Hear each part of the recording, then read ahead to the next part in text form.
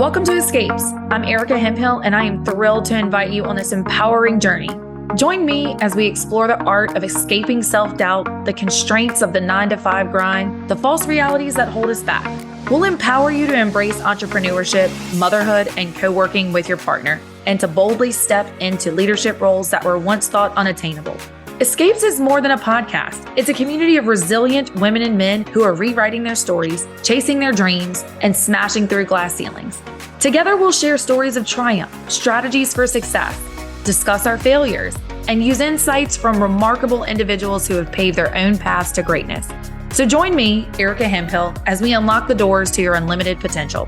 It's time to escape, empower, and embrace. Oh, and elevate. Your adventure begins now.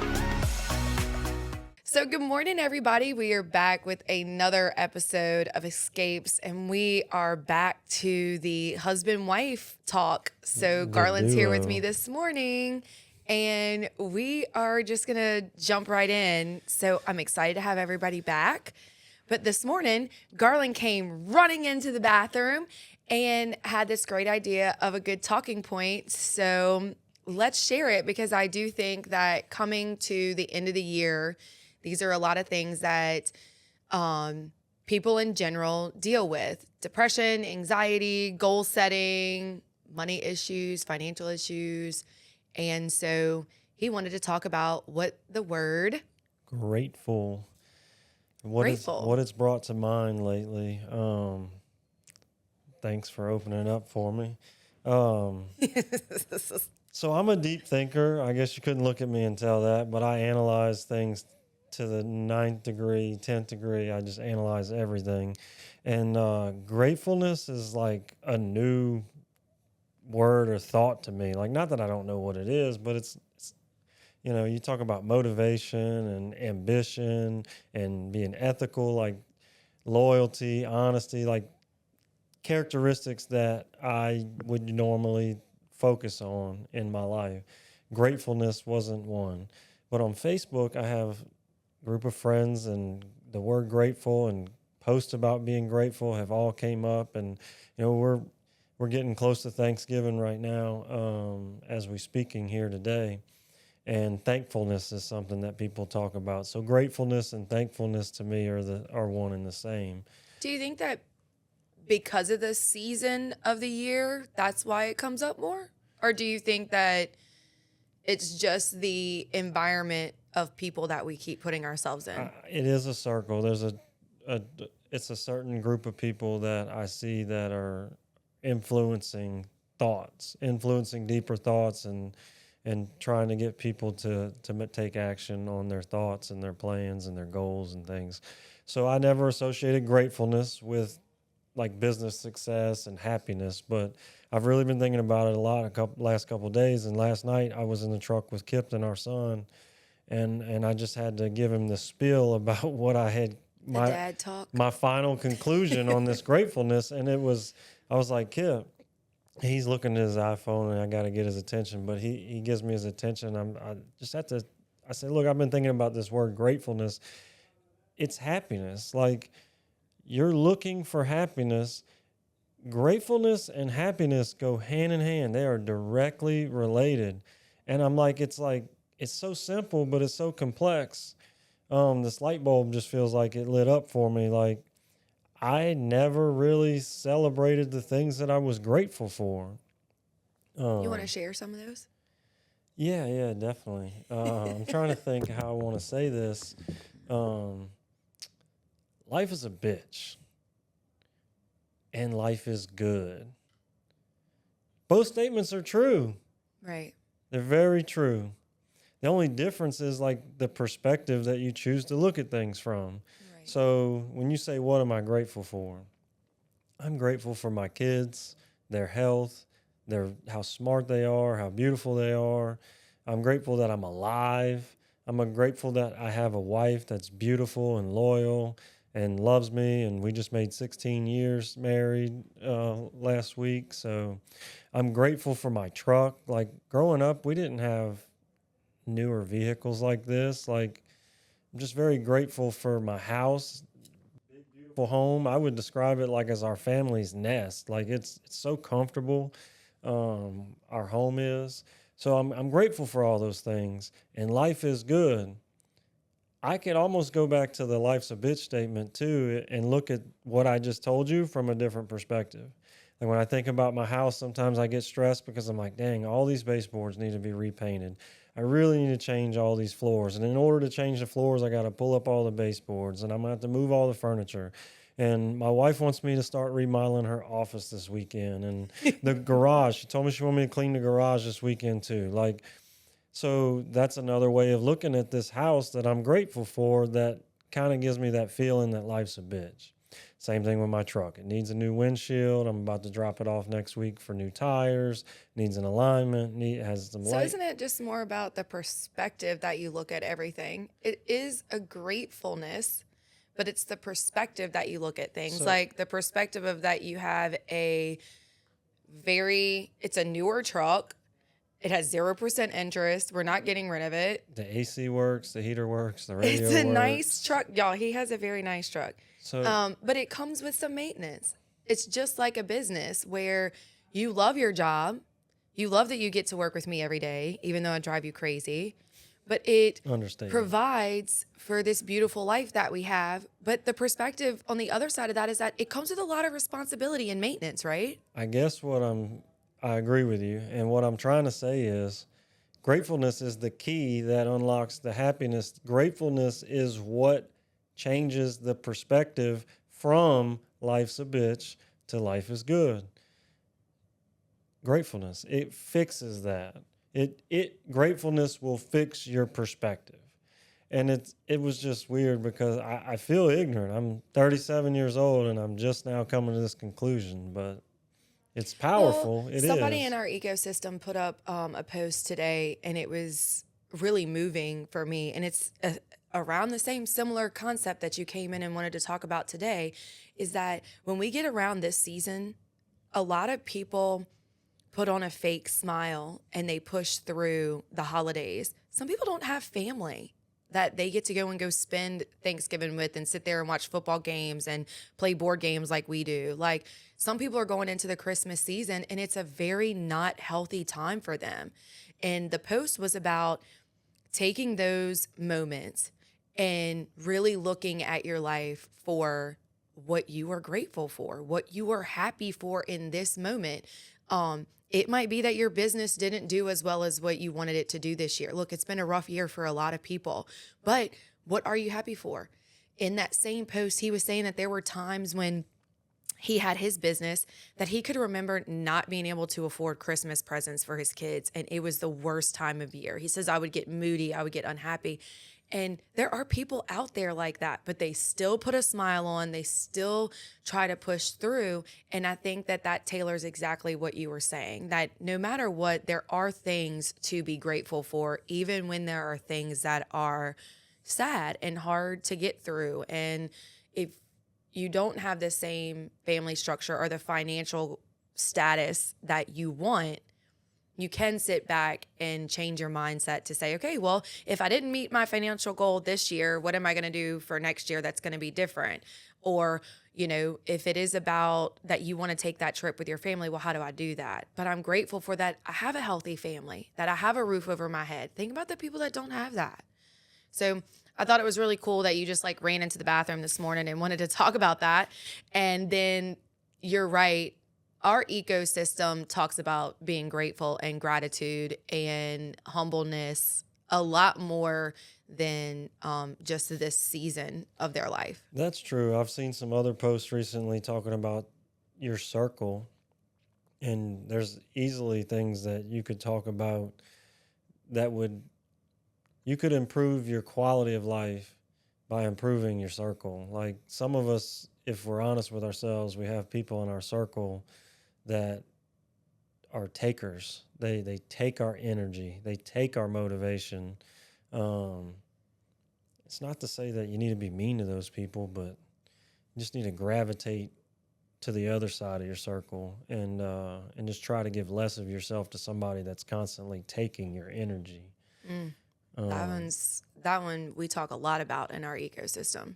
Right. So, because I wouldn't have had such deep thoughts about gratitude if the people in my circle weren't talking about things that they were grateful for. So I'm glad that you brought that up, that it was a part of this that I didn't even think about. Was I was influenced to think about this wonderful thought of gratitude by the group of people that I was with. So I could just as easily been influenced to have on the other side, the other spectrum. That's right. I could have been influenced to have negative Look, thoughts. so many people are going to sit here when they hear us, and let's just be honest. I mean, people say this when they see stuff on Facebook. Oh, that's just so fake. That's their facade. No, we've gotten really laser focused on where we spend our energy, who we spend our time with. And that is for exactly what you said. We took this a year ago, you and I, with our coaches, and said that we were going to focus on ourselves, and we were going to focus on our business. We were going to focus on our marriage, and we were going to focus on not having people take our energy. And that was hard. We've let people go out of our lives over the last few years because some of those people were takers, or they didn't believe in us, or they were not good cheerleaders. They would cheer to our face and then talk about us behind our back. And although that was like a really hard transition for us, I know that we're better for it. And I think that you are 100% correct. You are totally influenced by the people that you are around. If you are around negative people, then you're going to be negative. If you're around positive people, then they're going to push you to think more positive, do things that are more positive.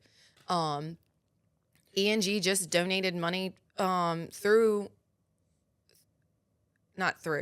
our company just donated money towards shoes for kids for one of our friends that does this nonprofit. Like, I was so happy to do that. Look, I'm a shoe person. I love shoes. Look, he's laughing. He knows it's true. Like, I have a shoe thing.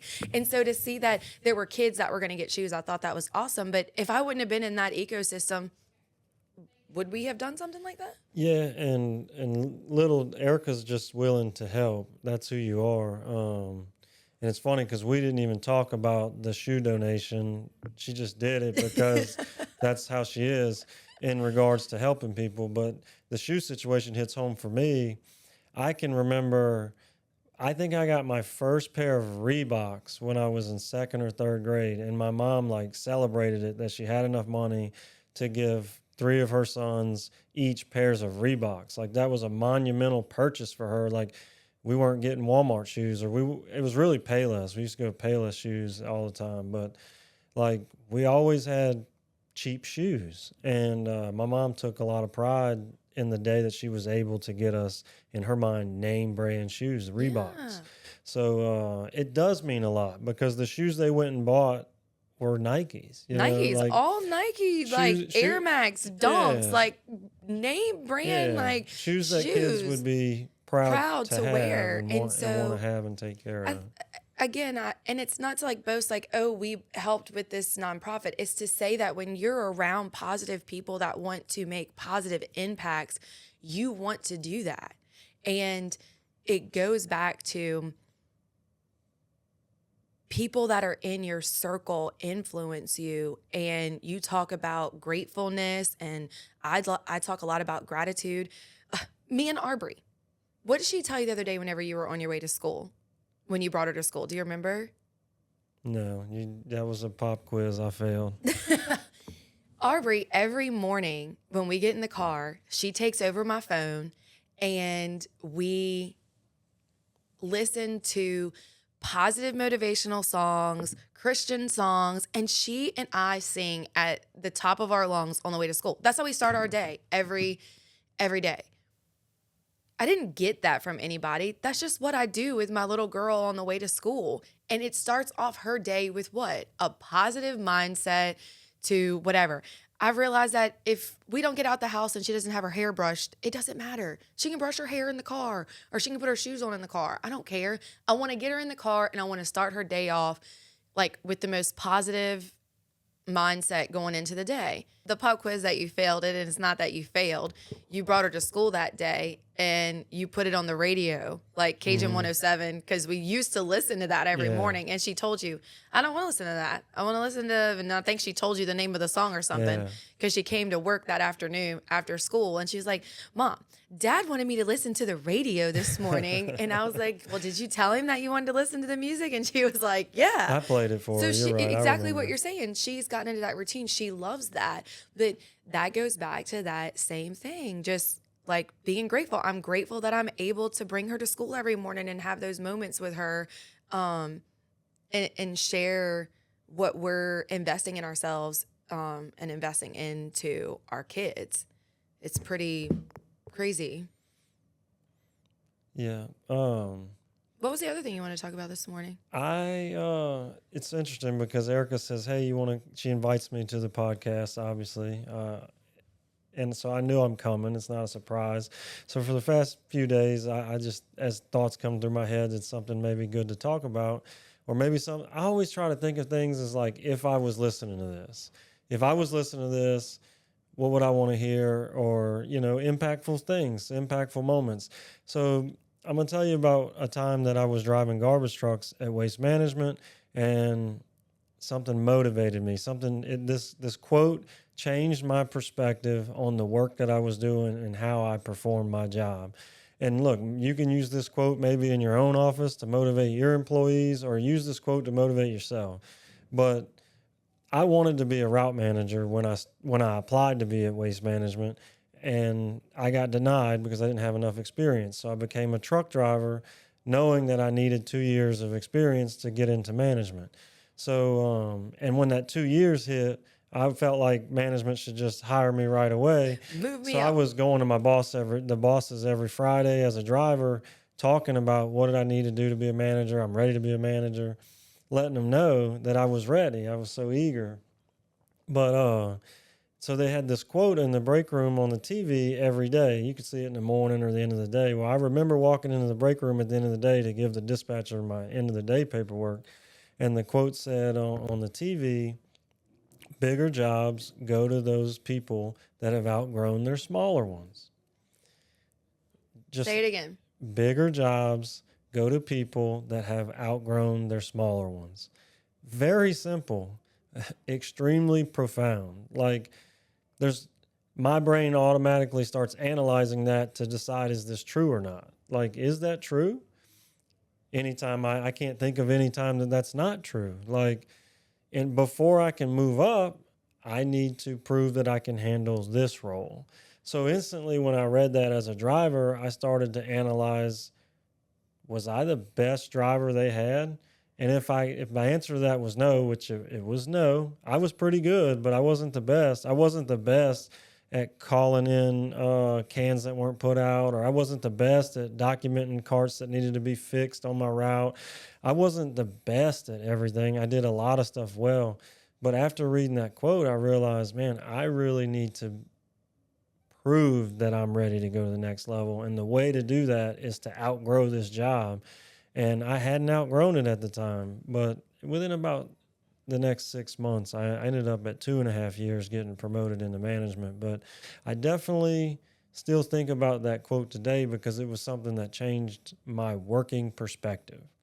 So like The way I said that this morning in the bathroom when we started chatting about this a little bit was that I think that definitely applies to like employees that work at companies, but for individuals that are going into the entrepreneur world, that are starting a business, I told Garland that my perspective on that quote is that yes, it's empowering and I think it's great for employees, but I hear the quote that perfection can be the demise of progression. right, you're analyzing the statement that bigger jobs go to people that have basically perfected their current job. And what you're concerned about is that might tell somebody, hey, don't go and risk this new venture because you haven't perfected this one yet. Right. You don't have to be perfect to throw it out to the world. Look, we all think that we have to be perfect. And it's the most honestly sickening thing that we put on ourselves, that we have to be perfect. And look, I am the world's worst at that. I can admit that. I'll raise my hand. I'll scream it. I ask God every day that he allows me to be less perfect than I expect of myself. Teach me how to be less perfect, because it makes me have this like standard for myself that like I never can meet it. And then I'm always letting myself down. So when I hear that quote, it's to me as an entrepreneur, not as an employee, because when I worked for a company, I obviously wanted to do my job to the best of my ability so that therefore my boss knew that I was ready for the next step and for the next responsibility. But as an entrepreneur, if I felt like everything had to be perfect, or I had to outgrow my construction company before I started my commercial company, or before we started our investment company, or before I started my coaching company, I wouldn't have all my companies, because they're never going to be perfect. We're always going to be making them better. We're always going to be tweaking them. We're always going to be learning.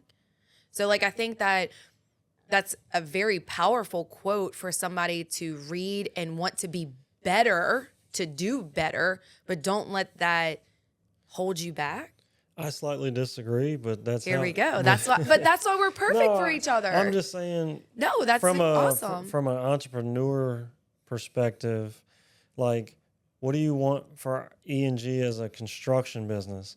You want an abundance of work, right? That abundance of work won't happen if we don't get better at our current role with our customer service, if we don't get better at our current processes and procedures. There are things in our business that it will be necessary for us to do better prior to elevating the size of our business, the growth of our business. Like, there are things that we do on a regular basis that impact whether our business is growing or not growing. Sure. If we do not perform for multiple customers in a row, those customers are going to hit the street and tell everybody they know about their negative experience with us. But when you say like outgrow your current position, so look, guys, this is us having like totally raw conversation. So this is me really making him analyze. You're taking it as perfected. It didn't say not outgrow. No. Keep talking. Go ahead. Look at those eyes. Wow. She flashed them. I did. Busted. That if you say outgrow the position, do you outgrow a $500,000 house and don't offer that anymore and only offer $1 million houses? How are you? I'm lost in your analogy here. Because I analyze things different. I think that the way you analyze it is great, but I analyze it like, if we're going to utilize that quote for what it is, say it again. Bigger jobs go to people that have outgrown their smaller ones. Right. So our smaller jobs are $450,000 to $500,000 homes. Okay. Do we outgrow that and don't offer that service anymore? That's just the perspective that you choose to analyze the statement, which is very literal, in my opinion. I am a very literal person. Yeah. You're analytical, and I am just literal. I'm looking at it more when you say outgrow your job. I analyze that statement as, am I the best customer service agent for E&G Designs and Construction? Is the communication clear? Wonderful? Is the follow-up amazing? Like, am I the best that can possibly be at that role, at that part of the job? So even if you looked at logistics, like, am I scheduling things so far out in advance and communicating delays and when we're ahead of schedule with everybody so well that the job's finishing fast? Or am I on cruise control and just chilling? Like, can I be better? And if the answer is yes, then do what it takes to be better. That's how I always want to strive to be better. Obviously. 1% better. Obviously, and that's the quote that was a very strong catalyst for me to focus on what was important for me to do to accomplish my goals. Nothing to do with what size house we build and not offering no, it was those. more about like outgrowing. Like, right. When I take that literal, it's about outgrowing. When you perfect it, when you perfect building a $500,000 home, then we can outgrow it and we're ready to tackle a $1 million home, because that $1 million progression and scheduling and logistics is way different than a $500,000 home. So when I look at that, I'm like, are we the best at that 450 to 700 or 800? we always can be better. I think we're pretty darn close. So does that mean that we've outgrown that niche and that we need to be targeting 1 million? It's just it's just an analytical part of the quote, right? Yeah. And I like what you're saying. Like, you're talking about just the in general of, am I the best at customer service, or am I the best at, right, exactly. And I look at it just literally. Yeah. Like, are we outgrowing where we are? No. I still like the quote. I still love you. I still love you. This is why we can talk. This is why we can go back and forth. I'm trying to think. So what's an impactful time that, what's something in your work life that changed your perspective or really motivated you? Like, thinking about me seeing a quote one day, that was 15 years ago and I still remember it. What's something that happened in your work life that was impactful in a positive way in the past? So I have two that like immediately come to mind. And one was our very first client. This particular client knew that we had never built a house, and he knew what type of person I was. And that family gave us the opportunity to showcase that I could do what I wanted to do and what I dreamed that I could do. And without that one person really believing in me, it could have taken us a really long time to get off the ground. There's a lot of contractors that I talk to now that are trying to get off the ground, and they're like, Erika, I can't even get a client to give me the opportunity to build their house. So that's number one. Having someone just believe enough in me, and I didn't even have any experience. And he would literally probably sit right here next to me and say that experience was a good experience, a great experience. We've done multiple things for him and quoted multiple things for him. And so we need to follow up with him and ask him that question. Why did we get his business? Why did he have faith in us? Because kind of like an exit interview type thing. I mean, he's a great guy. We see him all the time. Yeah. So that was one. So that was like a huge, no motivation to any listener in the world. I'm really hoping that you come something that motivated you to be a better person or a better employee. So one quote that sticks out, and it's been very recent, and I have used it multiple times through ENG, through coaching now. It's going to be something that sticks with me. It is a quote. Please write it down. It is that if you are not changing, then you are choosing to stay the same.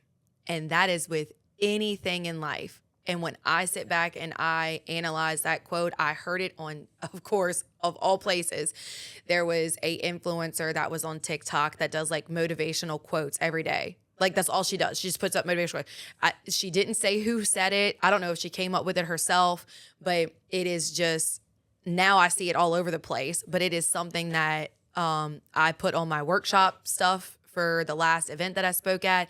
If you are not changing, then you are choosing to stay the same. So if you want to lose weight, then you need to lose weight. That's great as a quote. What is a specific way that you've tangibly applied that quote since you got it?